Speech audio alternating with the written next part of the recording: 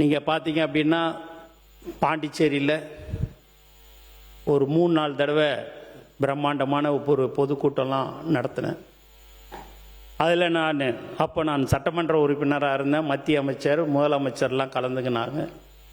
அப்போ நான் சொன்னேன், அந்த 1,00,000 பேர் இருக்கும்போது சொன்னேன், ஒரு 15 வருஷத்துக்கு முன்னாடியே, 16 வருஷம் இருக்கும், 5 வருடத்துக்கு ஒரு முறை சட்டமன்ற உறுப்பினர் என்ற பதவி வந்து போகும். தளபதி ரசிகர் என்ற பதவி தான் எனக்கு கடைசி காலம் வரைக்கும் இருக்கும் என்று சொன்னேன். அந்த பதவிதான் இன்று என்னை இங்கே அமைச்சராக ஆக்கியிருக்கிறார்கள் என்பதை இந்த நேரத்தில் நான் சந்தோஷத்துடன் தெரிவித்துக் கொள்கிறேன்.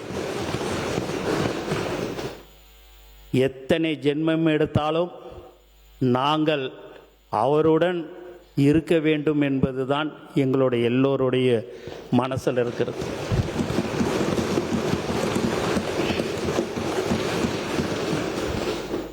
ஒரு 9 லட்சம் பேருக்கு கட்சி நம்ம ரசிகர் மன்றமாக இருக்கும்போது பதவி போட்டோம்.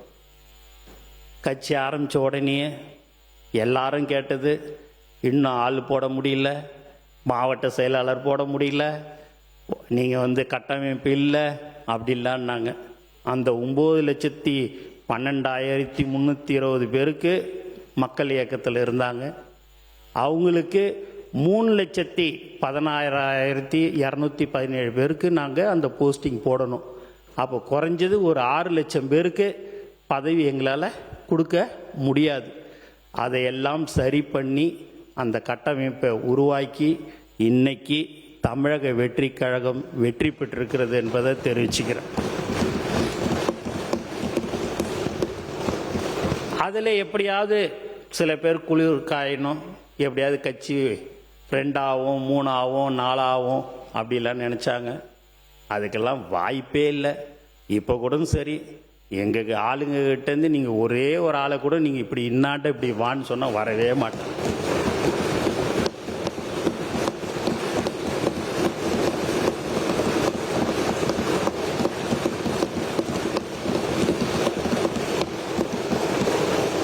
எங்கள் நிர்வாகியும் சரி, தோழர்களும் சரி, சட்டமன்ற உறுப்பினர்களும் சரி, அமைச்சர்களும் சரி, இன்னாண்ட 2 கோடி வச்சுட்டு இன்னாண்ட தலைவர் படத்தை வச்சிங்கன்னா தலைவருடைய ஃபோட்டோவை தான் எடுத்துப்பாங்களோடைய அந்த 2 கோடி எடுக்க மாட்டாங்க.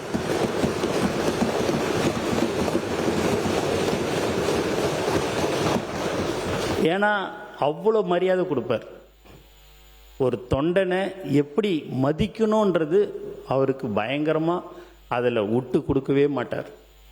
ஒரு பிரபல டைரக்டர், இப்பயும் அவர் ஒரு பிரபல டைரக்டர், தலைவர் படத்தை இயக்கியிருக்கிறார். அவர் ஒரு தொகுதியை கேட்கும்போது கேட்டுக்கினார். அதுக்கு அடுத்த நாள் திருப்பி எனக்கு அந்த தொகுதி ஒன்றுன்னு ஒரு 1.5 வருஷத்துக்கு முன்னாடியே கேட்டார்.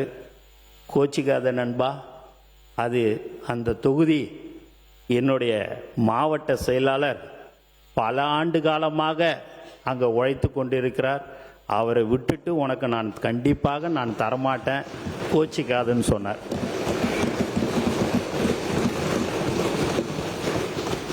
ஏன் அண்ணனே இங்கே இருக்கிறார்.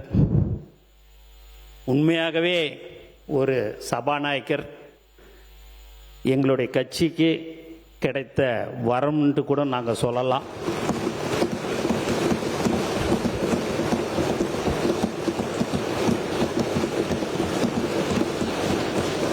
அவர் ஒரு தொகுதியை கேட்டார். அண்ணா முடியாதுண்ணே அப்படின்ன. இல்லைண்ணா எனக்கு அதுதானே ஓணுன்னாரு. இல்லைண்ணா கோச்சிக்காதீங்கண்ணே, மாவட்ட செயலாளர் அங்கே 30 வருஷமாக இருக்கிறாப்புலண்ணே, தயவுசெய்து அந்த தொகுதியை விட்டுருண்ணே அப்படின்னு. நேராக தலைவர்கிட்ட போய், இல்லைங்க நான் தேர்தலில் நான் நிற்கலை, எனக்கு அந்த தொகுதி இல்லைன்ற மாதிரி கேள்விப்பட்டேன் அப்படின்ட்டு. அப்போ தலைவர் சொன்னார், இல்லை நீங்கள் இருக்கணும், நீங்கள் வேறு எந்த தொகுதியை கேட்குறீங்களோ அதை நீங்கள் எடுத்துக்கங்க அப்படின்னார். இல்லை நான் என்னுடைய மகனுக்கு நீங்கள் கொடுத்துருங்க, நான் நிற்கலை அப்படின்னாரு. தலைவர் அப்படி இல்லை, 30 வருஷமாக என்னையே நம்பி சைக்கிளில் போய் போஸ்டர் ஒட்டி கொடி கட்டி இன்னைய வரைக்கும் எனக்கோசம் அவன் இத்தனை வருடமாக இருந்திருக்கிறான். அவனை எக்காரணத்தை கொண்டும் ஒரு சாதாரண தொண்டனை நான் விடமாட்டேன்னு. அதே போல் நீங்களும் எனக்கு வேண்டும், அதற்காக நீங்கள் நின்னே ஆக வேண்டும் என்று சொன்னார். அவர் ஒரு தொகுதியில் வேறு தொகுதியில் நின்னார். அண்ணன் ஜெயிச்சார். இன்னைக்கு ஒரு சபாநாயகராக பார்க்கறதுக்கே ஒரு அம்சமாக, ஒரு அழகாக அவருடைய பேச்சு, அவருடைய இப்போ நான்லாம் பேசும்போது பார்த்தீங்க அப்படின்னா பேப்பரை கொடுத்து படிக்க சொன்னீங்கன்னா அப்படியே 2-3 வார்த்தை எதாவது ஸ்லிப் ஆகும். அதை நான் அப்படியே அவர் வாயே எங்கள் அண்ணன் வாயை பார்த்துன்னு இருப்பேன். அவ்வளோ அழகாக திருத்தமாக ஒரு வார்த்தையும் அவ்வளோ அழகாக பேசக்கூடிய ஒரு சபாநாயகர் எங்களுக்கு கிடச்சிருக்கிறாரு. இந்த நேரத்தில் எங்களுடைய தலைவர் தளபதி அவருக்கு எங்கள் சபாநாயகரை அவர் ஆக்கியதற்கு இந்த நேரத்தில் நான் மனமார்ந்த வாழ்த்துக்களையும் நான் நன்றியும் தெரிவிச்சுக்கிறேன். அதுக்கு அடுத்தபடியாக ஃபைனான்ஸ் மினிஸ்டர் அவர் நீங்கள் பார்த்தீங்கன்னா வரும்போது முடியெல்லாம் இப்படி வச்சுக்கின்னு வந்தார். வந்தோடனே ஆஃபீஸுக்கு வந்த உடனே, அண்ணா இப்படிலாம் வச்சுக்கூடாதுண்ணே, நீ தேர்தலில் நிற்கணும்னா அந்த முடியெல்லாம் கட் பண்ணிடணுண்ணே.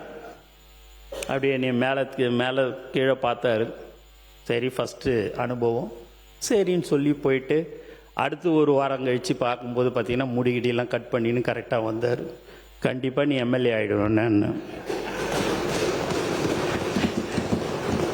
ஏன் இதெல்லாம் சொல்கிறோன்னா, இப்படி தான் இருக்கணும், இப்படி தான் போகணுன்றது எங்கள் கட்சியில் நாங்கள் இருந்தோம். எங்கள் தலைவர் அப்படி தான் எங்களை வழி நடத்தினார்.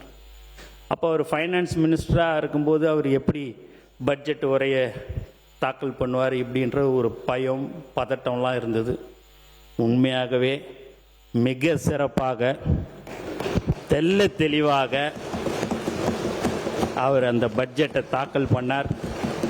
அவருக்கும் எங்கள் தலைவர் சார்பாகவும் தளபதி அவருக்கு இந்த நேரத்தில் நான் நன்றியை தெரிவிச்சுக்கிறேன். இளைஞர் அவர் பட்ஜெட்டு எப்படி இருக்குமோ ஏதுன்ற அந்த ஒரு பயம் பதட்டம்லாம் இருந்தது. அவரும் மிக சிறப்பாக அந்த பட்ஜெட்டை தாக்கல் செய்தார். ஏன்னா நீங்கள் எல்லாருமே சொல்லலாம், ஒரு சில பேர் தான் இங்கே பழைய அமைச்சர் சட்டமன்ற உறுப்பினர்கள். உங்களுக்கு எல்லாருக்கும் என்னடா இது இவனுங்க எல்லாம் சின்ன பசங்க, இவனுங்க எப்படி இருப்பானுங்களேன்னுட்டுன்னு. இப்போ மக்கள் பேசிக்கிற ஒரு விஷயம், உண்மையாகவே எல்லாருமே மந்திரியும் சரி சட்டமன்ற உறுப்பினரும் சரி தமிழக வெற்றி கழகம்லாம் ரொம்ப சூப்பராக பேசுகிறாங்க, நல்லா பண்ணுறாங்கன்றது தான் எல்லாரோடைய கருத்தும். எங்கள் செங்கோட்டை அண்ணன் வந்தார், போய் பார்த்தேன். முதல்ல பார்க்கும்போது அப்படியே சரி நாடா இது ஒரு சீனியர் மோஸ்ட் வராரு அப்படின்னு நினச்சேன். வந்தார். தலைவருக்கு ரொம்ப பிடிக்கும், நல்லா இதை மாதிரி அப்படின்னோடனே சரி, அவருடைய தொகுதி கடந்த 10 தடவை ஒரு 9 தடவை ஜெயிச்சிட்டார். அதனால் அவர் கண்டிப்பாக அந்த இடத்துல நின்று ஜெயிக்க போகிறார். ஆனால் அவர் கேட்ட ஒரே ஒரு விஷயம் தலைவர்கிட்ட, எனக்கு நீங்கள் எந்த தொகுதியை கொடுக்குறீங்க, நான் நின்ன தொகுதியே கொடுப்பீங்களா அப்படின்னு கேட்டார். என்னண்ணே நீங்கள் இதை மாதிரி ஒரு கொடுப்பீங்களான்னு கேட்குறீங்க, அது உங்கள் தொகுதி தான். இல்லை, நீங்கள் ஒரு தலைவர், நீங்கள் எந்த தொகுதியை கொடுக்குறீங்களோ அந்த தொகுதியில் தான் நான் நிற்பேன். அது நீங்கள் கோபிசெட்டிப்பாளையமாக இருந்தாலும் சரி, வேறு எந்த தொகுதியாக இருந்தாலும் சரின்னார். ஏன்னா ஒரு 10 தடவை 9 தடவை எம்எல்ஏ இருந்தவர், அவருடைய அனுபவசாலி மந்திரியாக இருந்திருக்கிறாரு. அந்த பணிவு எப்படி இருக்குதுன்றதை நீங்கள் பார்க்கணுன்றதையும் நான் தெரிவிச்சுக்கிறேன். அந்த மாதிரி எங்கள் செங்கோட்டை என்னன்னும் கிடைச்சதில் மிக மிக சந்தோஷப்படுறேன். எங்கள் தலைவருக்கு இந்த நேரத்தில் அதுக்கும் நான் நன்றி சொல்கிறேன். எதுனா தொடர்ந்து பேசிடுறேன். இன்னொரு 5 நிமிஷம் அப்படி. ஏன்னா இந்த சபையில் எல்லாமே தெரியணும், உங்களுக்கும் நாங்கள் யாருன்றது தெரியணுன்றதுக்கோசம் தான். நீங்கள் நிறைய தடவை நாங்கள் மீட்டிங்கில் பேசியிருப்போம், நீங்கள் அதெல்லாம் கேட்டிருப்பீங்க, அதெல்லாம் கரெக்டு தான். இருந்தாலும் இந்த நேரத்தில் நீங்கள் உங்கள் தலைவரை பற்றி சொல்லும்போது, உங்கள் வரலாறை பற்றி சொல்லும்போது, எங்களுடைய வரலாறு 2 வருஷம்தான், 2.5 வருஷம்தான். அந்த 2.5 வருஷத்து வரலாறை நான் கொஞ்சம் சொல்லிக்கலான்றதுக்கோசம் தான் நான் சொல்கிறேன். அவர் ஆதவ அர்ஜுனா சகோதரர் எனக்கு கண்டிப்பாக ஓணும் அப்படின்னு சொல்லி நான் தலைவர் தளபதி கிட்ட கேட்டு, அவர் எனக்கு கண்டிப்பாக நம்ம கட்சிக்கு தேவைன்னு சொல்லி கேட்டு வாங்கினேன். ஏன்னா உங்கள் கூட நிறைய நாள், நிறைய வருஷம் கூட இருந்தார். அவர் ஒரு புத்தகம் வெளியிட்டதுனால அவருக்கு வந்தது. அவரை விட்டாங்க, நாங்கள் இட்டுக்கணும்.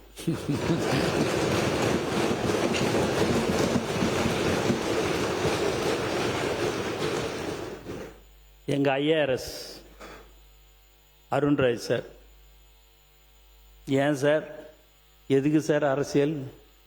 ஐஆர்எஸ் பதவியிலே இருந்து நான் assistant commissioner of income tax அப்படி இருக்கும்போது, இல்லைங்க நான் அரசியலுக்கு வந்தே ஆகுனார். சரிங்க அப்படின்னு தலைவர்கிட்ட அடிக்கடிக்கு வந்து பார்ப்பார். நான் யாருக்கும் தெரியாமல் பார்க்க வேண்டிய சூழ்நிலையாக இருக்குது. நான் ராஜினாமா பண்ணிவிட்டு நேரடியாக நான் பார்க்கணும், நான் உங்களோட கட்சியில் நான் பணியாற்றி நான் தேர்தலில் நான் நிற்கணும் அப்படின்னார். அவங்க மாமனார் மாமியார் எல்லாருமே உன்னை ஐஆர்எஸ்க்கு தான் நான் பொண்ணு கொடுத்தேன், அரசியலுக்கு நீ போவேன்னு தெரிஞ்சா நான் கண்டிப்பாக உனக்கு பொண்ணே கொடுத்துருக்க மாட்டேன்ல நிலைமையெல்லாம் அவருக்கு வந்துச்சு. ஆனால் தலைவர் ஒன்று தான் சொன்னார், அந்த ஐஆர்எஸ் பதவியோட நீங்கள் நம்மளுடைய கட்சியில் ஒரு நல்ல இடத்துக்கு நல்ல பதவிக்கு வருவீங்க, பயப்படாமல் தேர்தலில் நில்லுங்க, ரிசைன் பண்ணிட்டு வாங்கன்னு சொல்லக்கூடிய ஒரு தலைவர் தான் எங்கள் தலைவர் தளபதி. அந்த நம்பிக்கை எனக்கும் அந்த நம்பிக்கை இருந்தாலும், அவருடைய வில் பவர், எதையும் சாதிக்க முடியும். எதையாவது ஒன்று சொன்னார்னா அது செய்யறதா இருந்தால் மட்டும்தான் சொல்லுவார். இல்லைன்னா நீங்கள் எப்படி சொன்னாலும் சரி, அதை செய்ய முடியாது இருக்குதுன்னா கண்டிப்பாக அவர் அதை சொல்லவே மாட்டார். இப்போ கூட அவருடைய சிந்தனையே, எதையெல்லாம் நாம் மக்களுக்கு வாக்குறுதி கொடுத்தோமோ அதை படிப்படியாக அனைத்தும் செய்து தர வேண்டும் என்ற ஒரு நல்ல எண்ணத்தில் கூடி இருக்கிறவர் தான் எங்கள் தலைவர்.